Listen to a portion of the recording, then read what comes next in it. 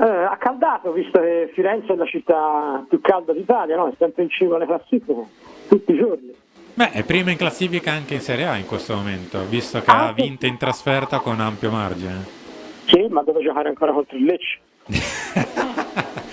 Vabbè, per chi non lo sapesse, Mick è leggermente simpatizzante per il Lecce, che tra l'altro ha forse è stata la sorpresa della prima giornata di Serie A. Da qui ricomincio, Mick, una primissima analisi della giornata. La nostra Serie A come ti è parsa? L'abbiamo ritrovata come l'abbiamo lasciata? Meglio, peggio, insomma? Dimmi tu.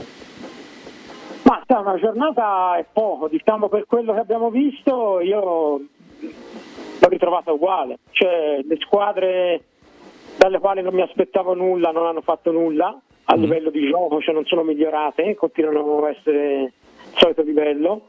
Le squadre che mi aspettavo alla vigilia avrebbero faticato per via della rosa a disposizione, con l'eccezione del Lecce, hanno faticato, quindi hanno dimostrato, insomma io ho visto delle difficoltà, ho visto Frosinone-Napoli, cioè Frosinone ha fatto anche una signora partita, però come quando ho visto Frosinone-Pisa in Coppa Italia ho fatto fatica a capire quale fosse la squadra con la rosa da Serie A e quella con la rosa da Serie B, quindi credo ci sarà bagarre. Le grandi sono partite tutte bene tranne la Lazio, ma però una sorpresa a giornata o una ogni 2 giornate ci può stare, però come ce ne sono state poche, insomma per il resto ognuno ha fatto il suo dovere, diciamo. E il Milan, Mick, ieri ha chiuso il turno, ha vinto 2-0 a Bologna.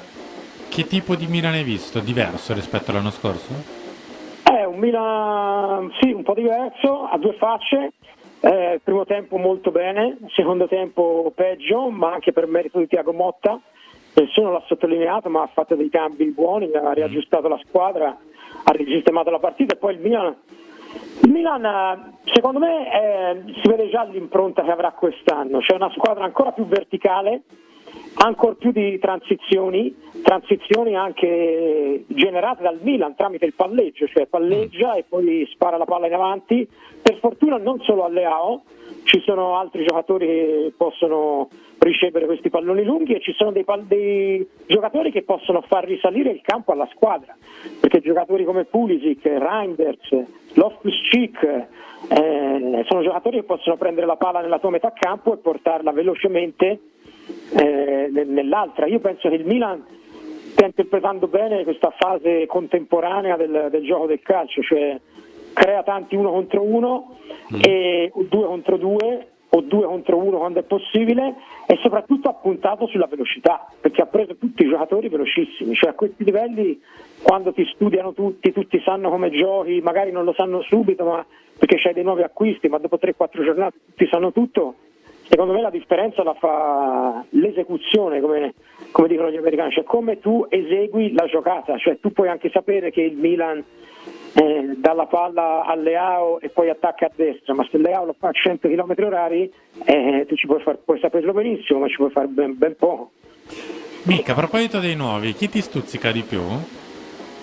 Ma io ieri ho fatto un tweet anche provocatorio, però per fortuna la gente ha capito e quindi nessuno ha contestato.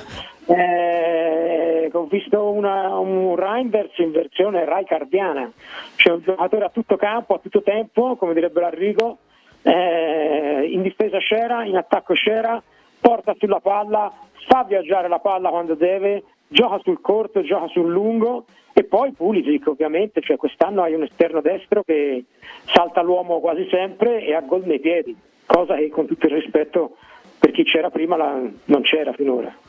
Miki, invece io ti chiedo sulla questione Mediano, come pensi andrà a finire la situazione? Perché comunque in questo momento il titolare inamovibile è Krunic, no? Però c'è lui, punto. Come pensi che verrà gestita la cosa, soprattutto quando il calendario inizierà a diventare più fitto? Ma non so se la società sta pensando a qualche colpo dell'ultimo momento. Oggi leggevo di altre squadre e altri club sono sbucati dei nomi, leggevo Guendouzi alla Lazio, cioè non so se sono cose vere o colpi dell'ultimo minuto, anche perché devo dire la verità, sono stato molto dietro alla vicenda del genitore di Samardzic, che mi ha molto entusiasmato, e quindi volevo capire bene come si muoveva questa costruzione dei procuratori, insomma mi ero molto preso, però io credo che ad oggi il titolare è Krunic, e io credo che lo sarà in diverse partite, perché piaccia o non piaccia, Pioli ci crede, e credo che lo vedremo parecchie volte titolare, altrimenti io credo che quel ruolo lì lo possa fare anche qualcun altro dei giocatori che sono arrivati, insomma. Ultima che ti faccio, Mick, il Toro visto ieri, che mi dici? Che è uguale a quello dell'anno scorso, cioè è una squadra gioca uguale, è spuntata uguale davanti, stesso ritmo, la qualità più o meno è la stessa, e da questo punto di vista il campionato italiano, cioè se togliamo il Milan, la Lazio per il dopo Savic, la Fiorentina che ha preso diversi giocatori nuovi, l'Inter che ha qualche nome, e il Napoli perché c'è Garzia, ma insomma se tolgo queste squadre altri sono tutti uguali. Cioè, anche il Bologna ieri era uguale a quello dell'anno scorso senza Arnautovic, cioè, alla fine gli allenatori sono rimasti gli stessi, sono cambiati 3 mi pare, e 2 per il caso di forza maggiore se non sbaglio, che sono andati via loro, e quindi è un po' noiosa questa cosa, però va bene così. Mick, noi ci sentiremo durante il resto della stagione, quindi grazie, buon weekend. Per il prossimo di campionato sarà la seconda, e almeno ci diamo qualche informazione in più partita dopo partita, e buon fresca Firenze. Beh, grazie, non c'è, ma lo aspettiamo. Ciao a tutti. Ciao Mick, grazie da GabioDerico.com per leggere di tutte le analisi di Mick, non solo di Milan ma di tutte le squadre di Serie A.